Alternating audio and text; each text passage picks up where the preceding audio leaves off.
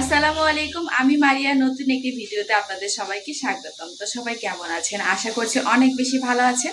আমরা আল্লাহর রহমতে অনেক বেশি ভালো আছি। তো সকালবেলা উঠে রান্না করে নিয়েছি।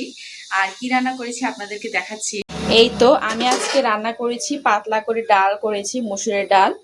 আর তার সাথে আমি করেছি এখানে এই তো ভাত রান্না করেছি। ভাতে আমি আলু দিয়ে দিয়েছি, আলু ভর্তা করব। তো একটু পরে এটা করব। আর আমি কিন্তু রান্নাঘরটা সুন্দর করে একদম গুছিয়ে নিয়েছি, শুধু বাসন কোসনগুলো আমার মাপে, তাহলে একদম সব হয়ে যাবে রান্নাঘরের কাজ। আর মেয়েদের জন্য খাবার রেডি করে ফেলেছি। আর আজকে মানে কি বলবো, বাঙালির শ্রেষ্ঠ খাবার ডাল আর ভর্তা ভাত। আর আজকে আমি একটু বিছানার চাদরগুলো চেঞ্জ করব। তো এখন আগে প্রথমে ছাদে যাই, ছাদে গিয়ে কিছু ভেজা কাপড় আছে সেগুলো আগে শুকাতে দিয়ে আসি, ভালোই রোদ উঠেছে। তো এখন আগে ছাদে চলে যাই, তারপরে আমি এসে চাদরগুলো চেঞ্জ করব, ঘরগুলো গোছাবো। এই তো এখানে কিছু ভেজা কাপড় আছে, এগুলো এখন সব আমি শুকাতে দিয়ে আসবো ছাদে।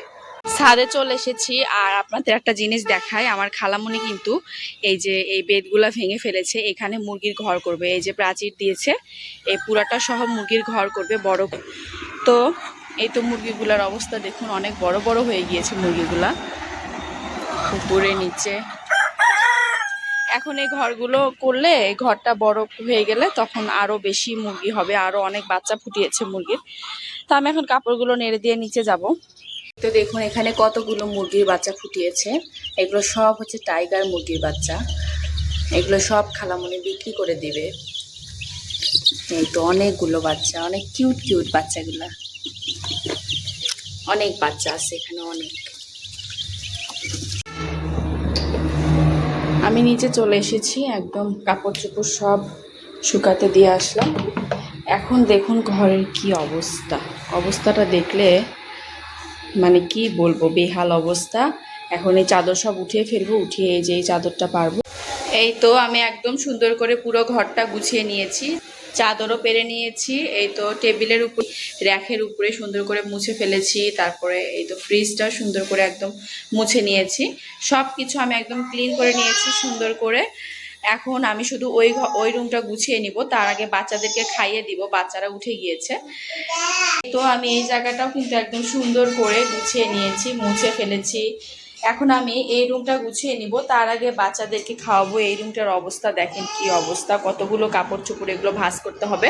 তো এই রুমটা আমি গুছিয়ে ফেলবো, তার আগে বাচ্চাদেরকে একটু খাইয়ে দেই। তারপরে আমি ভাত থেকে আলুগুলো সব তুলে একদম ছিলে নিয়েছি, পেঁয়াজ আর এখানে রসুন কেটে নিয়েছি, শুকনা মরিচ নিয়েছি। এখন তেল আর লবণ দিয়ে ভর্তাটা করে নিব। আর ছোট মেয়েটাকে খাইয়ে দিয়েছি, এখন ভর্তাটা করে আমি আর আমার বড় মেয়ে ভর্তা আর এই তো ডাল দিয়ে ভাতটা খেয়ে নিব।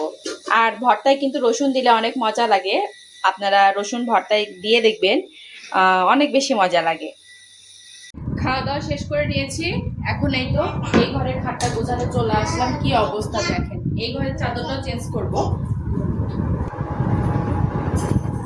বাচ্চাদের এগুলা সব কিছু রোদে দিতে হবে।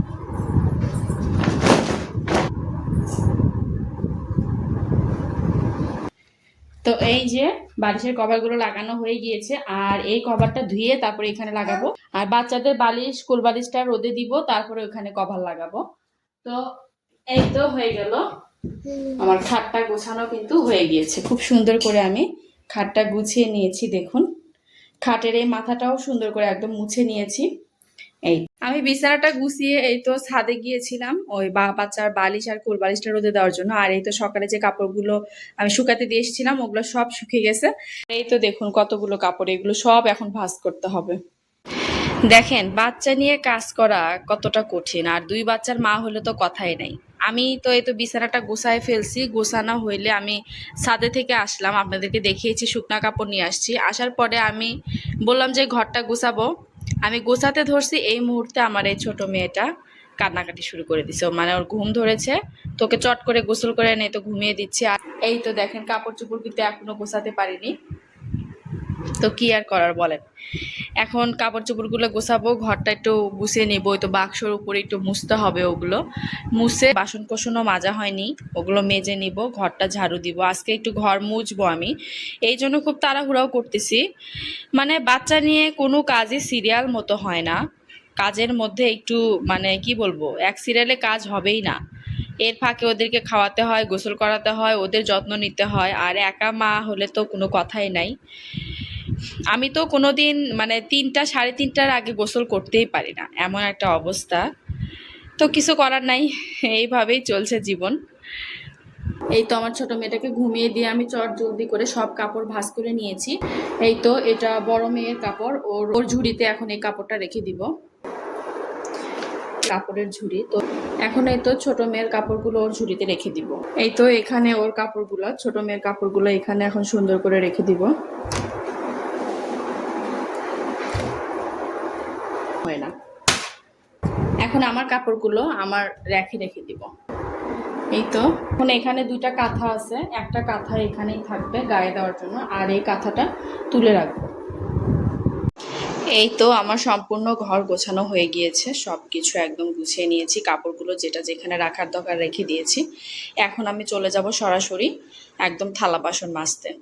এই তো এখানে আমি রেক্সিন আর একটা কাঁথা ধুয়ে দিয়েছি। এই তো এই বেডে আমি চাদরের নিচে পারি একটা কাঁথা, ওই কাঁথাটা ধুয়ে দিয়েছি। আর উপরে আমি রেক্সিনটা পারি, ওই রেক্সিনটা ধুয়ে দিয়েছি, নোংরা হয়েছিল। আর অনেকগুলো কাপড় একসাথে জড়ো হয়ে গেলে প্যারা হয়ে যাবে, এই কারণে আমি একটুখানি কাপড় ধুয়ে নিলাম।